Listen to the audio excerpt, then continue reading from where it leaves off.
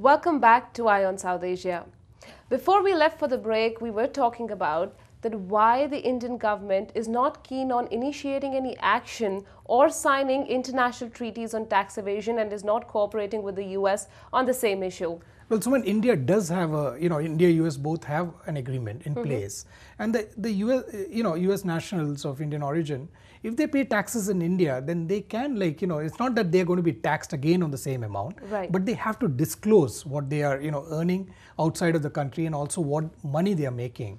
And this, of course, if there is any, money to be paid back to the US government, it's only minimal. But the fact remains that they have to disclose to the IRS any income and also land and, real estate holdings or any, shares or whatever interest they have, But Sujit, monetary or, financial interest they have outside of the country. But Sujit, as we know that NRIs and PIOs have been pumping enough money back home in India, they've been investing back home in India, and the moment the government takes any action, and that's why it's not keen in taking an action, because the moment it does, the NRIs and PIO remittances would drop drastically. Absolutely, and Suman, I totally agree with you on one thing, that, and this is a crucial issue.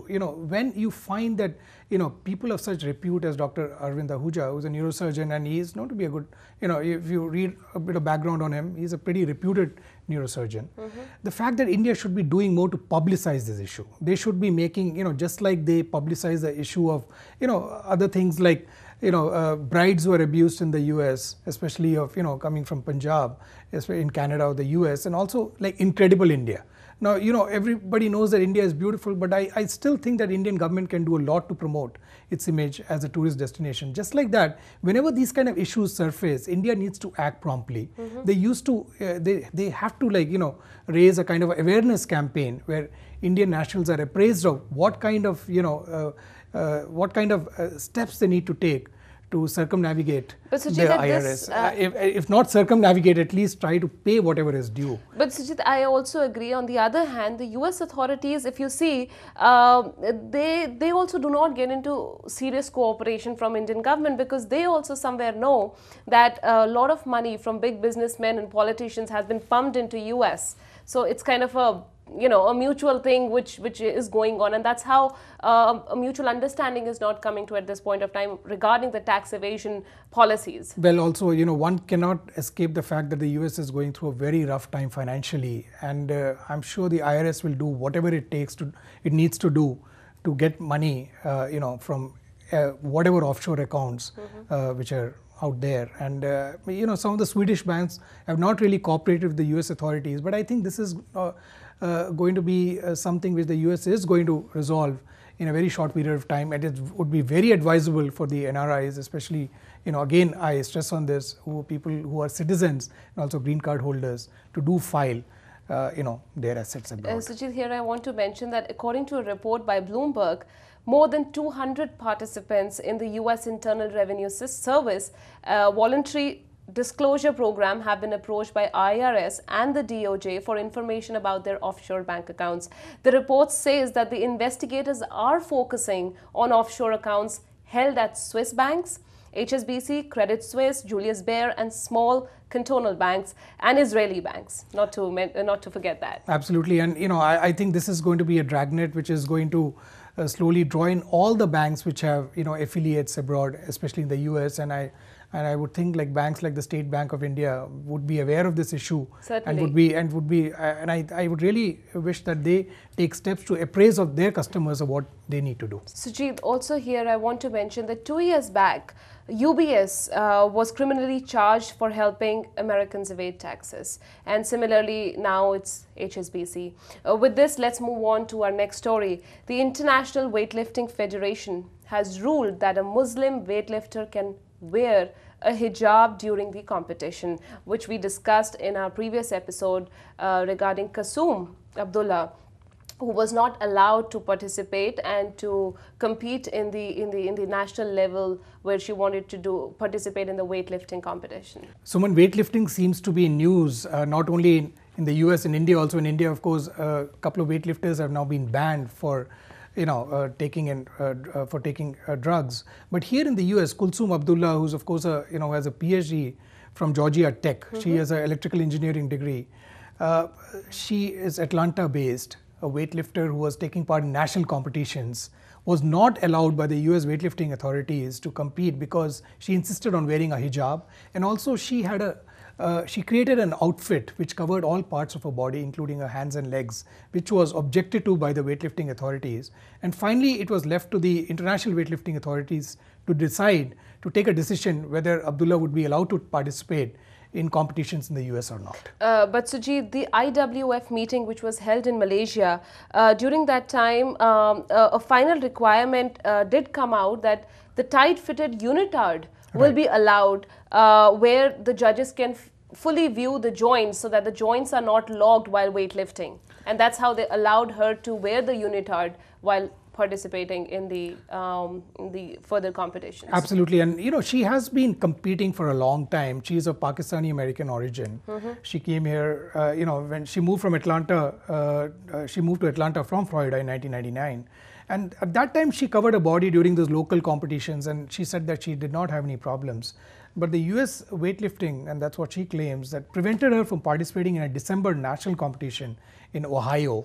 And after that, she, you know, kind of came out with this complaint. Sujit, when I researched about this case and when I read about it, the hijab was always allowed in the weightlifting competition, as till the time it did not touch the scarf. The bar did not touch the scarf. It has always been allowed, but it has not been allowed in soccer, since it's a choking hazard, because you tie the hijab around your neck, and there hasn't been any hijab which has been created to kind of, you know, play in soccer. But you have to understand, this was not a question of only the hijab. What this case really was about was that she created an outfit which covered her hands and legs, you know. And according to the weightlifting authorities, it is very important for the, you know, for any competition, the competitor has to show that the knees and the arms are locked, you know, when they do the final lift, so that, you know, that is considered as a clean lift.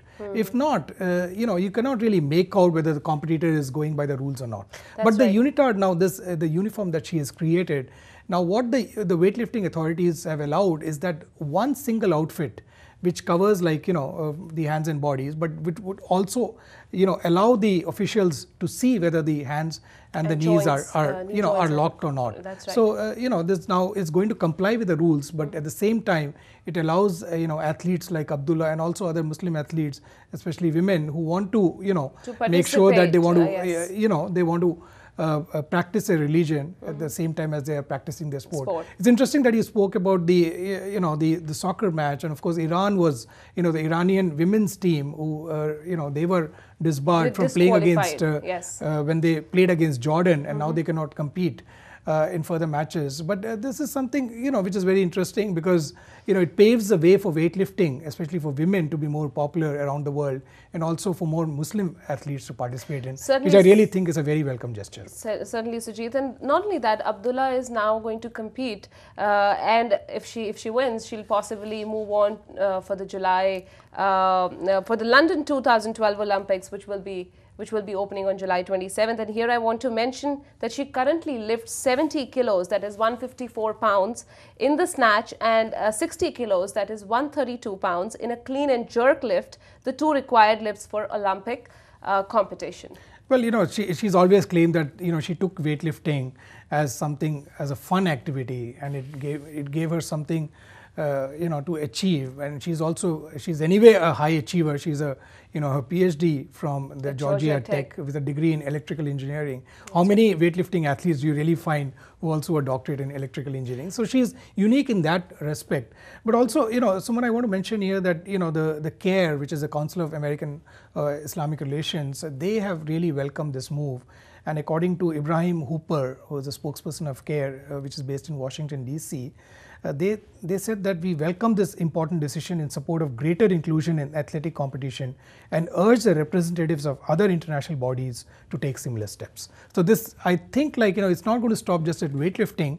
I'm sure, you know, women athletes of Muslim origin from all over the world, especially in suppressed areas of the world where, you know, women are not really allowed to participate in sports, are going to come out in larger numbers.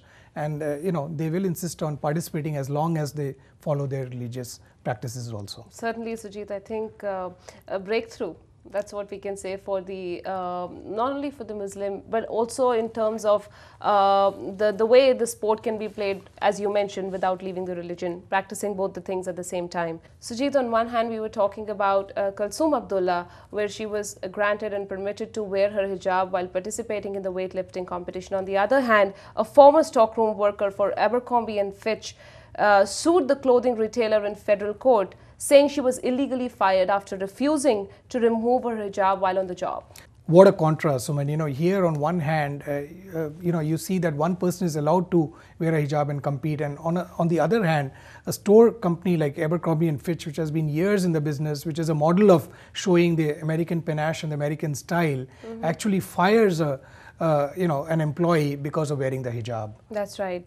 And but Sujit, here Hani Khan, who was a manager at the company's Hollister company store at the Hillsdale Mall in San Mateo, hired her while she was wearing her hijab, and the manager said it was okay to wear it as long as it was in the company's colors.